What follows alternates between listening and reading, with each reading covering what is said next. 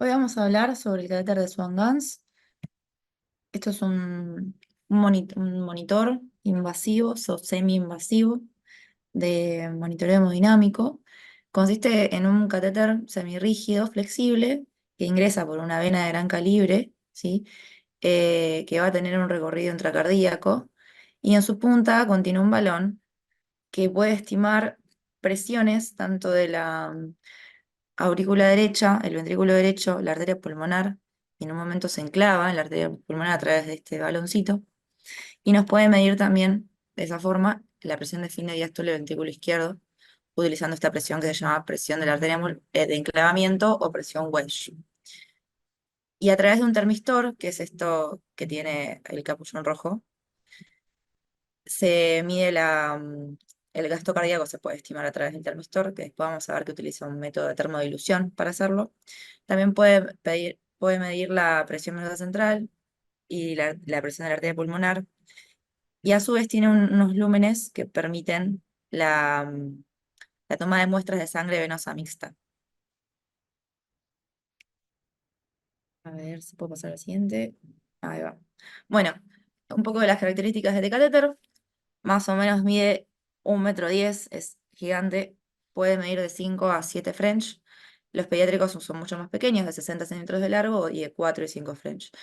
Viene de diferentes tipos diferentes cantidades de lúmenes.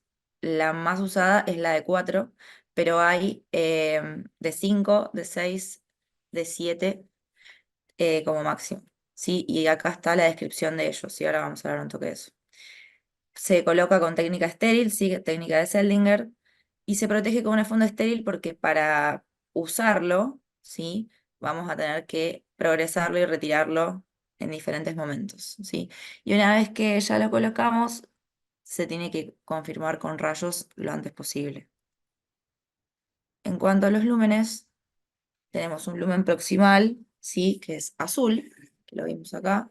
El proximal es el azul, que lo que hace es abrirse a la aurícula derecha, ¿sí? Y también puede servir como vía de infusión de solución fisiológica fría, que es lo que va a medir después el termistor, y esto después nos estima el gasto cardíaco. Tenemos otro lumen que es el amarillo distal, que desemboca en la arteria pulmonar, es este amarillito de acá. Ese termina la arteria pulmonar. Y este es el lumen que se conecta al transductor de presión y puede extraer sangre venosa mixta, ¿sí? Porque va a la arteria pulmonar. Y después está el lumen rojo, que va a estar conectado a una jeringa y a un balón, ¿sí? El balón va a estar bien distal y se infla con 1,5 mililitros de aire nada más para después facilitar la navegación de esta punta de catéter para progresar a través de las cámaras cardíacas y después enclavarse en la arteria pulmonar. Y después está el otro lumen, el cuarto, que se va a conectar al termistor, que es el que va a medir temperatura central y gasto cardíaco. Ese es uno de 7 lúmenes, ¿sí? Que lo que tiene distinto es un catéter especial para infusión de líquidos o para la colocación de un marcapasos. Y acá hay otro lumen que lo que va a tener es fibra óptica que sirve para medir constantemente la saturación. Así se utiliza el catéter de Swan-Ganz, va a una computadora y el paciente tiene que estar a 30 grados, ¿sí? Este es el transductor, acá hay una llave y esto es un infusor a presión, ¿sí? Y acá se pueden después poner eh, solución fisiológica fría, se puede instilar y después va a medir la diferencia de temperaturas en el ingreso de esta solución fisiológica y en su llegada a la arteria pulmonar. ¿Qué indicaciones hay para la colocación de un catéter de Swan-Ganz? Yo lo voy a querer para mejorar el gasto cardíaco. A ver, al ser un monitor hemodinámico, ¿sí? Semi-invasivo, tiene que haber indicaciones precisas. Por lo que dice la bibliografía, en un principio, en 1970, cuando se inventó esto, de repente se empezó a usar para todo infarto, para un montón de pacientes, que después no fueron concluyentes los estudios, ¿sí? Todos los ensayos que se hicieron como que no eran concluyentes en si era más beneficioso colocar un Swan-Ganz o no, porque vamos a ver que tiene muchas complicaciones. Pero bueno, en ciertos pacientes críticos está bueno tener un Swan-Ganz para evaluar la respuesta terapéutica de lo que estamos tratando y también para ayudar ciertos diagnósticos, más que nada en el shock, que después vamos a ver, que nos permite diferenciar ciertos tipos de shock. Pero bueno, la principal indicación es el paciente que se infartó, ¿sí? Un paciente que pueda tener insuficiencia cardíaca severa, un paciente con disfunción del ventrículo derecho, ¿sí? Porque esto va a las cavidades derechas y nos puede hablar constantemente de la precarga derecha y la función. En un taponamiento cardíaco, en un tromboembolismo pulmonar, en hipertensión pulmonar, más que nada hipertensión pulmonar para aquellos pacientes que se está haciendo el diagnóstico y para aquellos pacientes que ya tengan hipertensión pulmonar y tengan que ser sometidos a una cirugía mayor. También es útil en grandes quemados, en el control hemodinámico de los pacientes politraumatizados, en los sépticos, bueno, para todo tipo de shock. Lesiones valvulares importantes, ¿sí? Como, bueno, puede ser una ruptura del septum o un infarto que después haya tenido ruptura de los músculos intracardíacos. Y en el shock cardiogénico es muy útil porque nos ayuda a evitar la aparición de edema pulmonar. También es útil en lo que es monitoreo perioperatorio, en cirugía cardiovascular, en pacientes que tengan una fracción de eyección disminuida. También sirve para monitorizar cirugía no cardíaca de pacientes cardiópatas severos. Y principalmente los vamos a usar en lo que es insuficiencia cardíaca, falla cardíaca, porque en este grupo de pacientes sí se demostró una disminución de la mortalidad, ¿sí? Después vamos a ver, bueno, se puede ver en los ensayos, los niveles de evidencia nunca superan lo que es el 2A, así que no es que el swan gas va a tener que estar sí o sí en determinadas situaciones, pero si se consigue, si está disponible, es de buena práctica usarlo en estas indicaciones que estuvimos diciendo acá. Bueno, en cuanto a la colocación, sí vamos a utilizar una vena de gran calibre, la principal, la que más se recomienda es la yugular interna derecha, pero se puede acceder por la subclavia, se puede acceder por la femoral también, pero bueno, lo ideal es que entre a través de la vena cava superior, ¿sí? Una vez que entra por la cava superior, pasa a la aurícula derecha y en la aurícula derecha vamos a ver una cierta onda de pulso que es muy característica de esta parte, que ahora después la vamos a ver con más detalle en sus formas. Em, y después cuando atraviesa la válvula tricúspide, ¿sí? Acá a este nivel, cuando llega al ventrículo derecho, la onda va a ser distinta. Entonces yo eso lo voy a ver en la pantalla, entonces voy a poder ver que estoy progresando bien con mi catéter. Vamos a ver en cuanto a las complicaciones, las cosas que nos pueden pasar y cómo darnos cuenta. Bueno, continúa su trayecto, sí, acá por lo general se infla el balón para ayudar a la navegación dentro de las cámaras.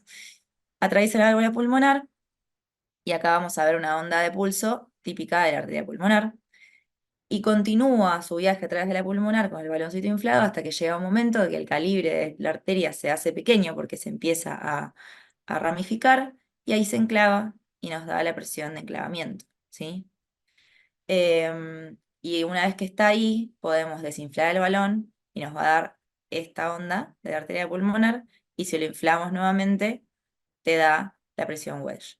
La presión wedge habíamos dicho que es importante porque nos da una idea, en ausencia de valvulopatía, de qué volumen de fin de diástole está teniendo el ventrículo izquierdo, porque hay como, se forma una columna de sangre entre este baloncito de acá, toda la circulación pulmonar y la aurícula izquierda.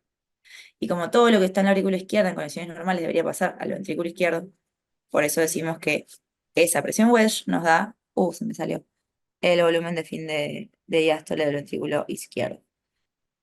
Les decía, entonces, acá, en más detalle, cuando entramos a la aurícula derecha, vamos a ver esta onda de pulso, ¿sí? Una primera onda ascendente A, que va a condecirse con la contracción auricular, un valle X de relajación auricular, un cierre tricuspidio acá en la onda C.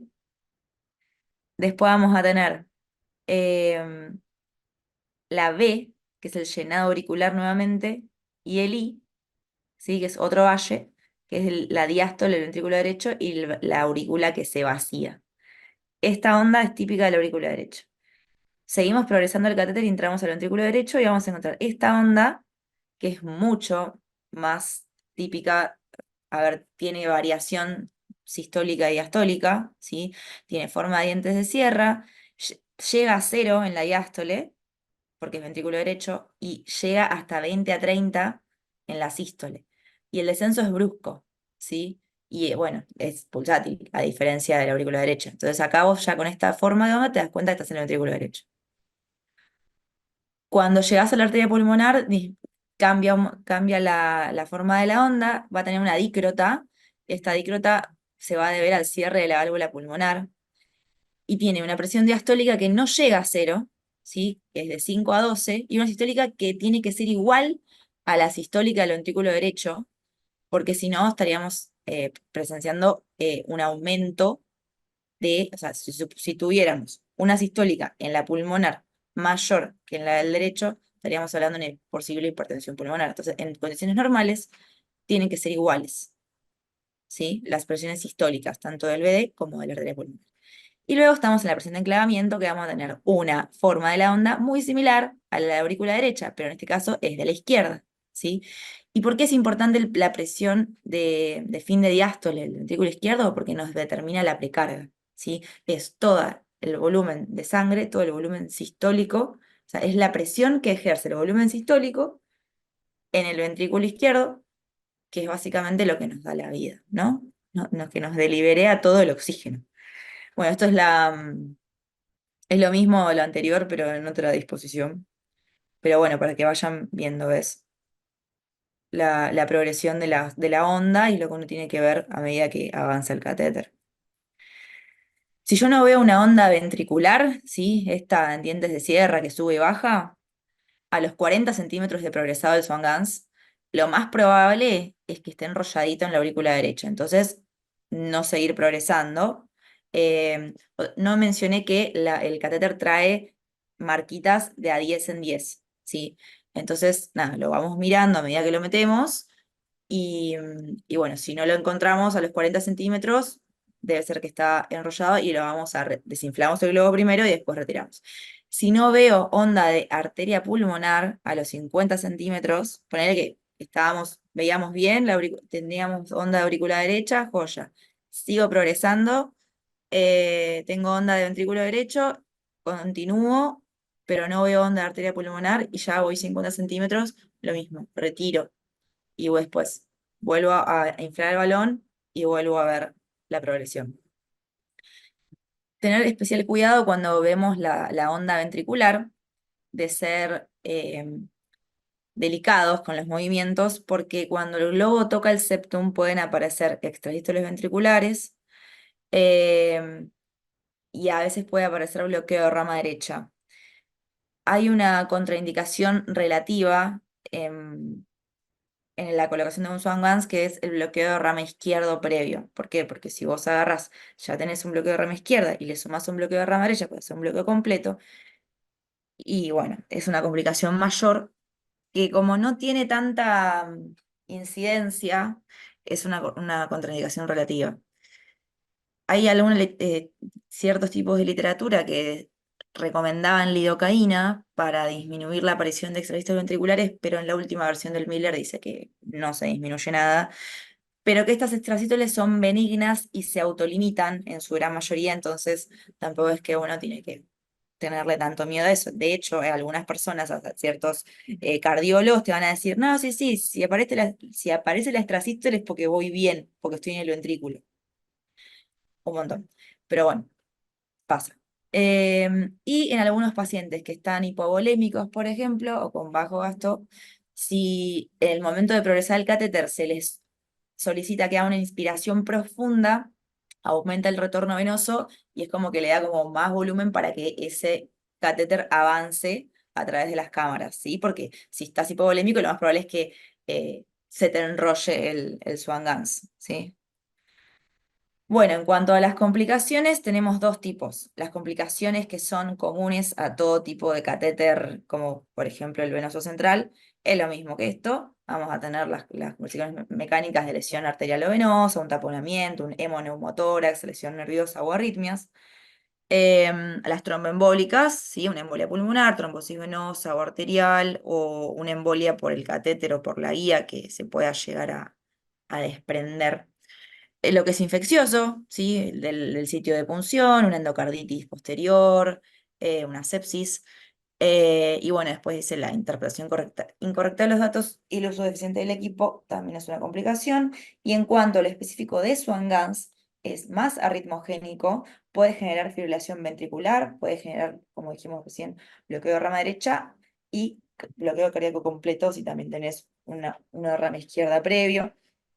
Y en cuanto a la permanencia del catéter, porque por lo general son pacientes que van a estar internados un buen tiempo y el Swan-Ganz se va a dejar, pueden haber nudos mecánicos, puede haber tromboembolia, infarto pulmonar, por inflar de más el lobito, se te puede romper la arteria pulmonar o puede haber un pseudoaneurisma de la pulmonar. Eh, pero bueno, son, parecen terribles estas complicaciones, pero la incidencia es baja, es de 0,1 a 0,5%, y las complicaciones que más se suelen ver, hasta en un 50% de las pacientes, son las complicaciones menores. Sí, una estatistitis ventricular pasajera, por ejemplo. En cuanto a las contraindicaciones, hay tres que son absolutas y el resto son relativas. La absoluta van a ser una prótesis mecánica de válvula tricuspidia pulmonar, ¿sí? Por obvias razones. Una masa intracavitaria en el ventrículo derecho o una endocarditis derecha.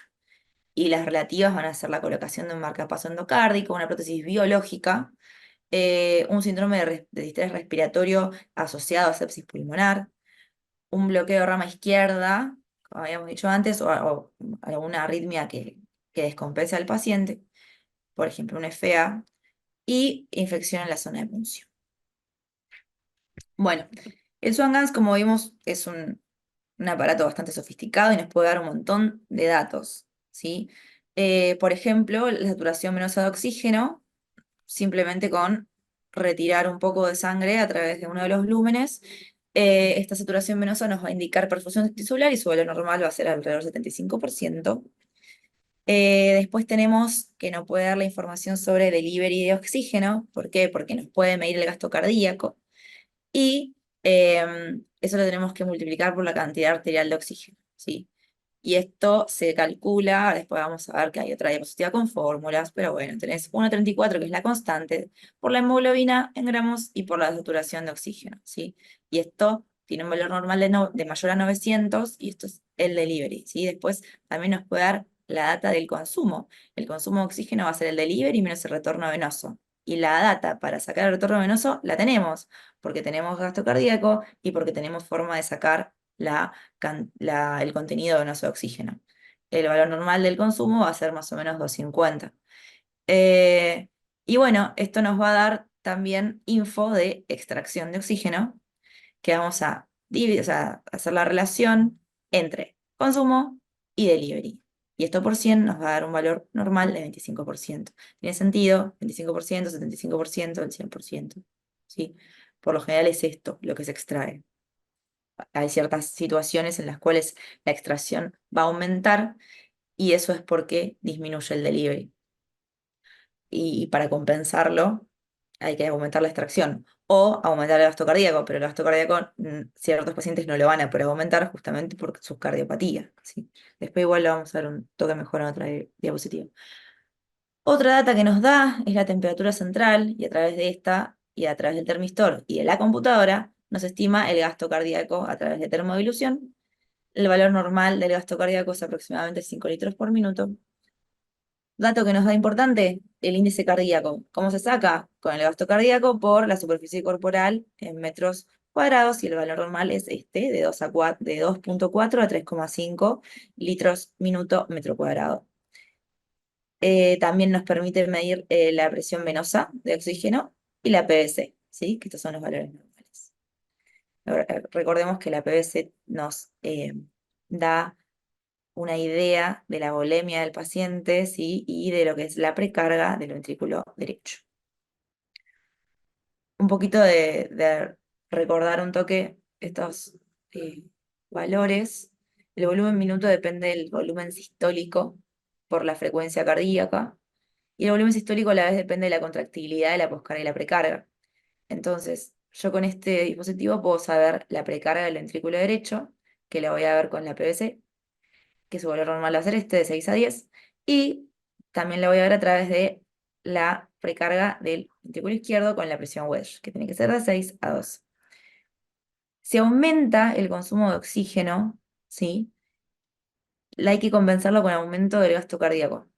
Y si por incompetencia del corazón no se puede, aumenta la extracción. Y todos estos valores los podemos ir viendo. Em, Cuando aumenta la extracción, ¿cómo nos damos cuenta? Antes de hacer la cuenta, porque vamos a tener una saturación venosa de oxígeno mucho menor, ¿sí?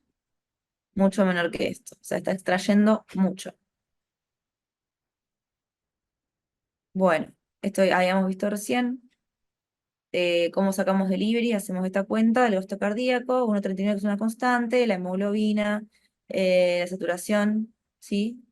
Y esto, bueno, es bastante despreciable, es la presión de oxígeno por 0,003, que es esto del oxígeno que anda libre y suelto en sangre. Bueno, esto es la cuenta que se hace por el delivery, ¿sí? Que lo normal es de 800 a 1100, gasto cardíaco por contenido arterial, y este es el consumo, ¿sí? Gasto cardíaco por la diferencia entre el contenido arterial y el venoso, ¿sí? Lo que queda por el gasto cardíaco por 10 te da el valor de consumo de oxígeno. Bueno, la extracción ya vimos también.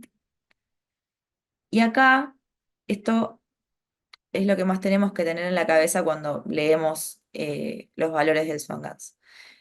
La precarga es la clave. Si vos ves que hay una situación en la cual la precarga está aumentada, vamos a orientarnos a pensar en insuficiencia cardíaca izquierda, ¿sí? Es lo primero que uno piensa. Y el resto de las situaciones críticas que nosotros nos podemos encontrar van a ser de disminución de la precarga. Por ejemplo, por disminución del retorno venoso, en pacientes que van a estar hipovolémicos, en pacientes que sufrieron un TEP, en pacientes que tengan una disfunción del ventrículo derecho, en pacientes que tengan insuficiencia mitral. Puede ser también por falla diastólica, ¿sí? Un ventrículo que no está complaciente.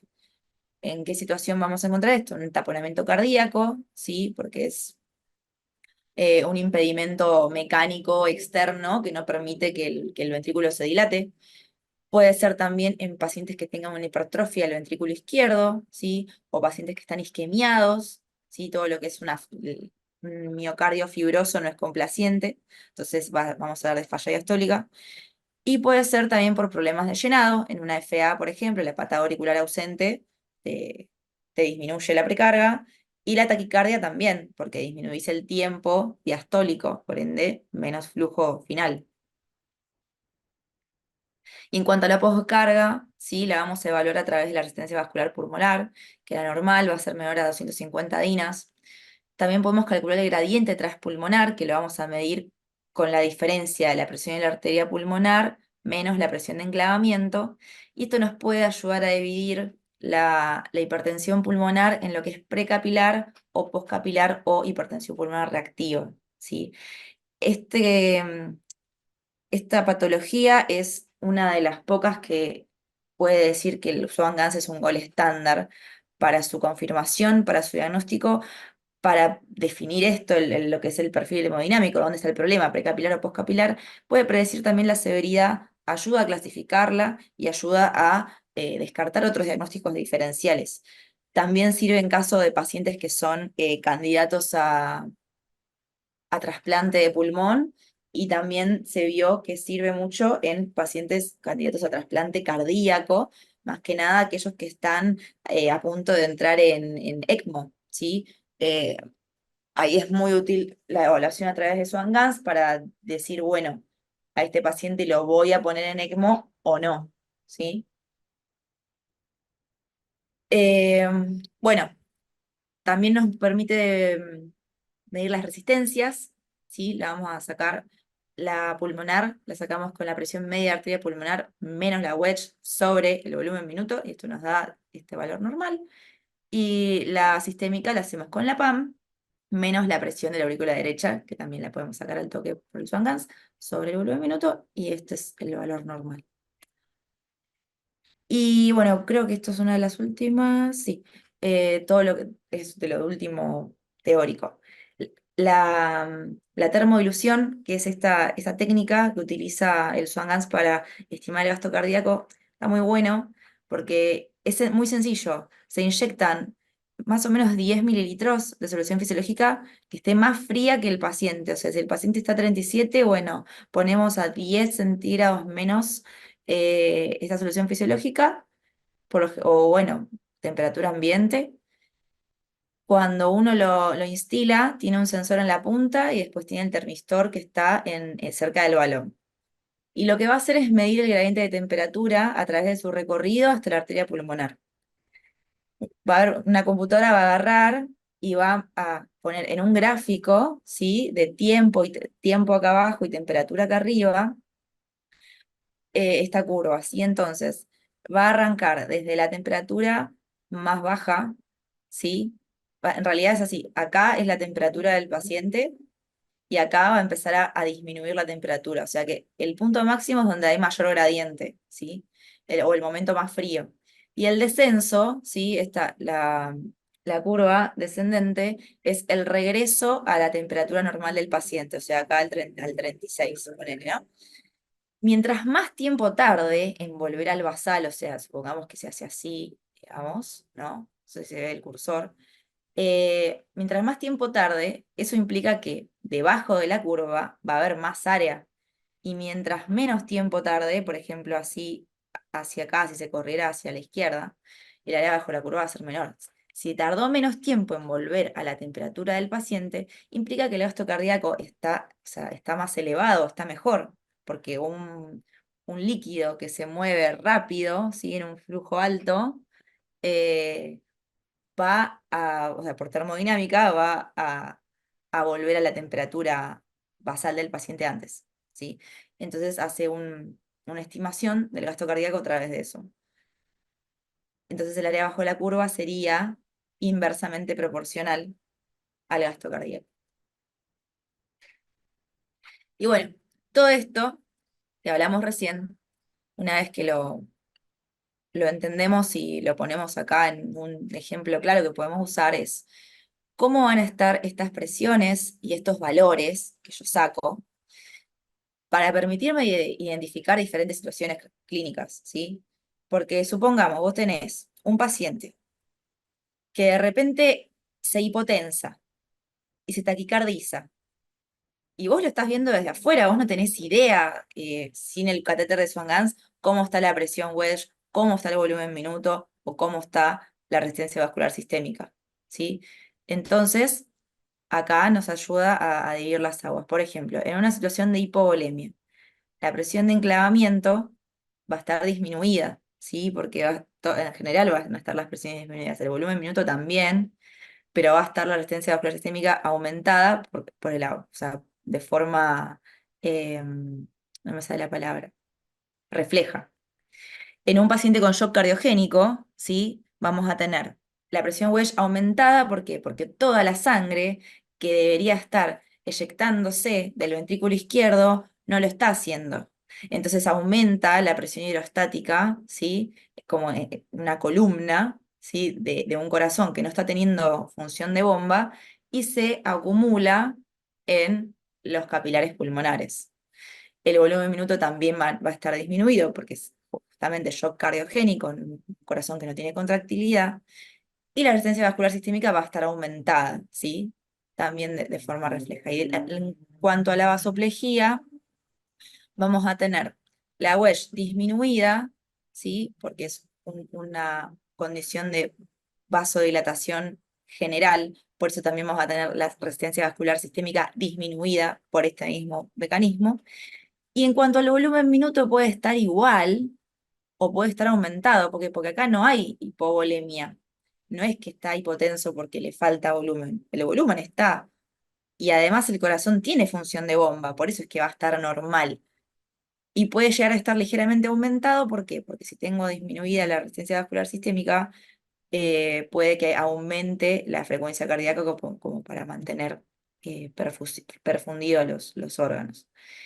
Y en cuanto al shock, el catéter de Swan-Ganz nos permite diferenciar por este mismo motivo lo que es el shock hipovolémico, del distributivo y del cardiogénico, ¿sí? También nos puede hablar de, bueno, esto no es shock, es una falla del ventrículo derecho, o puede ser un shock obstructivo, o puede llegar a ser un shock mixto también, ¿sí? Leyendo estos valores, uno se puede orientar y dirigir el tratamiento, ¿sí? Bueno, eso es todo de Swan Gas. No sé si tienen alguna duda, alguna pregunta, si alguna vez vieron uno. Yo la verdad que no, y no tienen ahora en el hospital, pero bueno, está bueno saber para qué sirve, qué data podemos sacar de ahí, y hay muchos lugares que sí los tienen y sí los usan.